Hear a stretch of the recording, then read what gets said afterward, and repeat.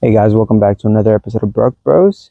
I hope you guys had a good Christmas. In this episode, we're going to be changing the master cylinder in the S2000 with a brand new one because it is leaking in the inside. I will show you in just a second.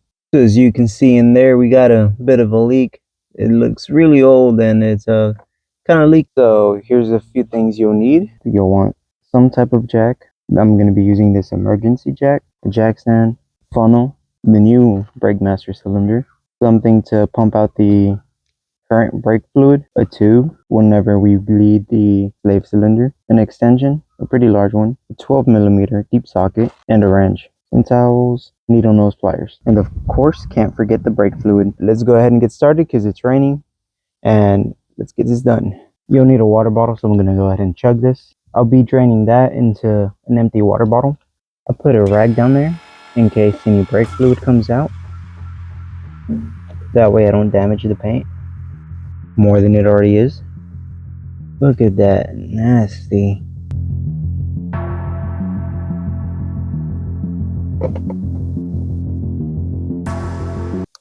There you go. We got as much as we could out, and that is not good. I forgot to mention, but you will need a 10mm flare wrench.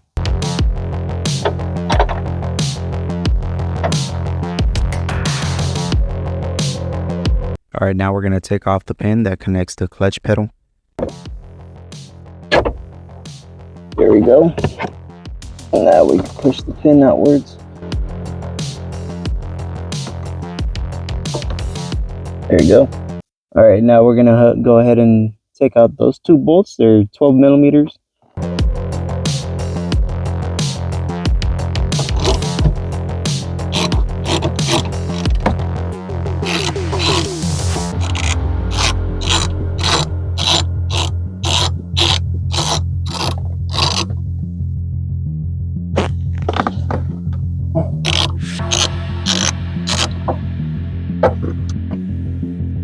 There's one.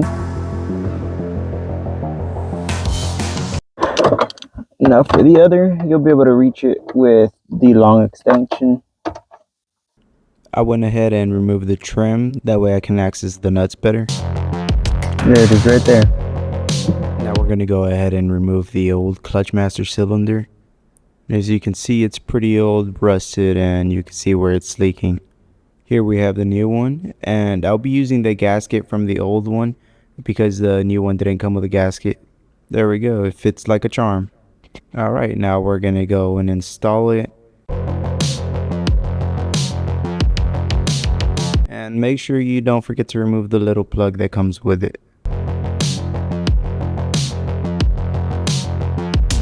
Should fit in perfectly. Torque the two nuts down to 9.4 foot-pounds. So now we're going to go ahead and put the pin back in. And make sure this little bracket is pointing to the passenger side. Don't forget to reinsert the pin. Now we'll be reinstalling the line back on.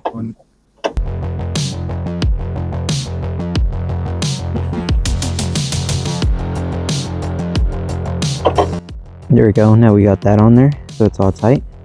Alright, now I'm going to put the car on the stand and get under to the slave cylinder so we can bleed it. Alright, now for that bleeding process, you'll want your water bottle, that tube. On the OEM slave cylinder, you may want to use the 8mm or 5/16 flare wrench or regular wrench.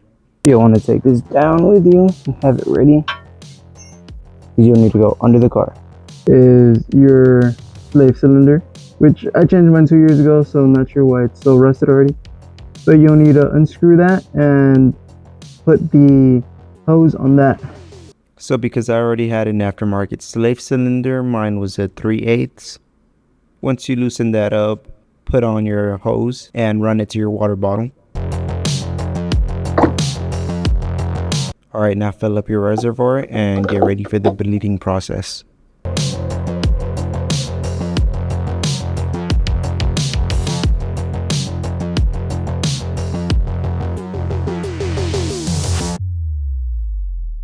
Remember not to let the fluid run out whenever you're bleeding it. Here I'm pressing the clutch down and you can see the process in action. Do this until the pedal feels somewhat stiff. Then you're done. Alright, that's going to be it for today's video. We went ahead and changed the clutch master cylinder. We bled the clutch master cylinder. So make sure you like, subscribe, comment, and watch the other videos. Hope you guys have a happy new year. So yeah, that's going to be it for today's video. We'll see you next time.